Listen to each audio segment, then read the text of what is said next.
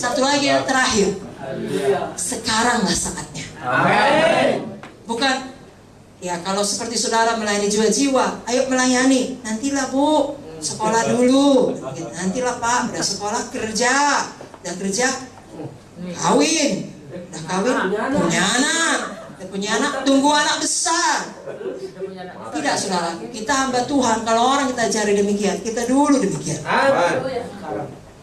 Kalau dibilang buat KKR, bukan tunggu ada dulu biayanya. Pada waktu dibuat, datang biaya. Dulu pun saudara sampai ke tempat di Jawa, di mana pun tempat saudara, Jawa Tengah, Jawa Timur, ada iman. Kenapa sekarang berubah? Siapa yang membisiki saudara? Ucapan siapa yang saudara dengar? Seharusnya sekarang lebih baik dari dulu. Kalau dulu Medan ditinggalkan, keluarga ditinggalkan, semua ditinggalkan. Setan mau membawa kita berhenti di tengah jalan, betapa ruginya saudaraku. Jangan mau, buka tempat-tempat baru bagi Tuhan. Selamatkan satu demi satu kalau perlu saudara. Saudara, satu orang yang buat banyak perbedaan. Sekaranglah saatnya. Amin. Tidak usah menunda-nunda mengerjakan. Ada dulu ini saya, banyak dulu murid saya. Tidak, saudara, apa yang ada, ya dengan apa yang ada, bila bersama dengan Tuhan itu lebih daripada cukup. Kita harus berhenti mengatakan suatu hari nanti. Sekaranglah saatnya. Izinkan saya mengingatkan mengenai kisah perempuan yang meminyaki kaki Tuhan Yesus. Tahukah saudara, sesuatu di dalam ini menggerakkan dia. Saya harus melakukannya sekarang. Amin. Harus saya lakukan. Saudara tahu dia menghabiskan sangat banyak materi lah kita katakan, lalu menyekanya dengan rambutnya. Apa yang paling berharga diberikan pada Tuhan Yesus. Ini dinamakan dengan kairos Tuhan. Sekarang pilihan ada pada kita. Ya, untuk mau mengatakan iya sekarang saatnya, mari kita kerjakan. Bukan berarti pada waktu kita berkata saat ini di tempat ini sekarang keluar dari pintu itu nggak ada masalah. Saya pikir udah siap sedia setan. Tapi seperti kata Bapak Monte, selama kita ada di dalam tank itu dan tidak menjulurkan kepala kita keluar, saudara aman dalam lindungan Tuhan.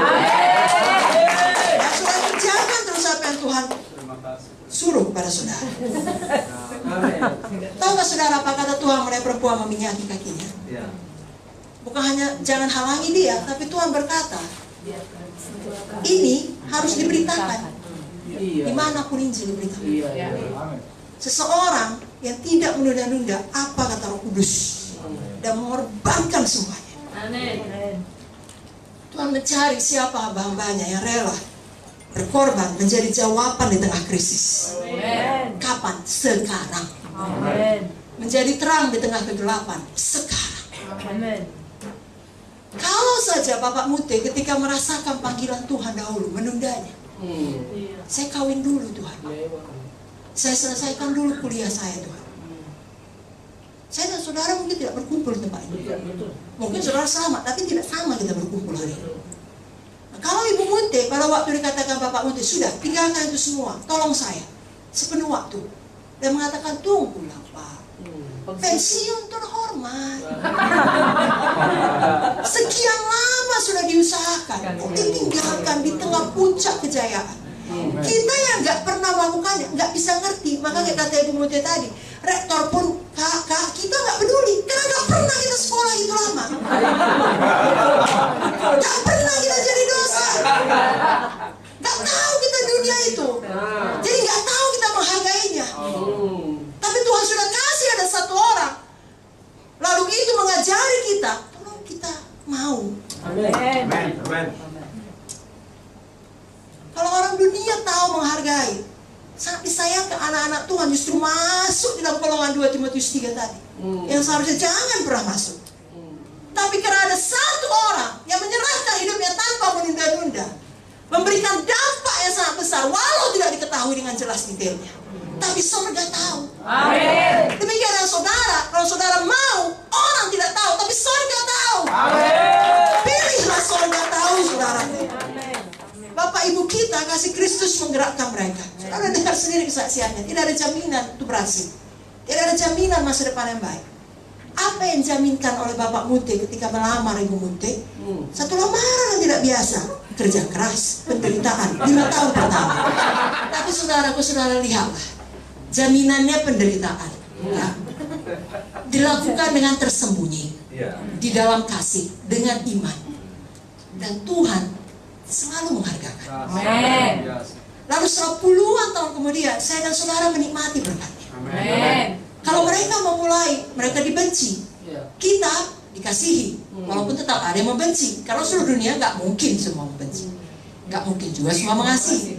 Tapi banyak di antara kita, kalau sekarang saudara bilang hamba Tuhan GKI, orang menghormati, setidaknya dalam satu term kalian sungguh-sungguh, gitu.